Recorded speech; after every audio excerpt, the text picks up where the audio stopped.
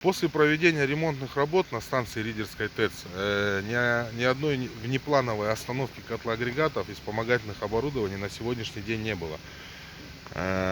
ТЭЦ работает, станция работает в сидящем режиме, то есть на сегодняшний день еще проводятся тестовые прокрутки механизмов, узлов вспомогательных.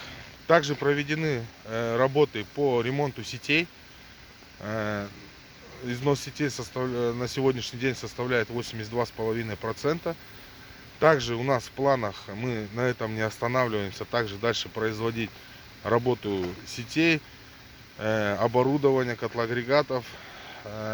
Ведется работа по сетям по налаживанию гидравлического режима, но сталкиваемся на сегодняшний день по наладке гидравлического режима, сталкиваемся с такой проблемой, что ведется большой слив сетевой воды с системы, также использование сетевых насосов в системе, что очень пагубно влияет на гидравлическую систему в целом.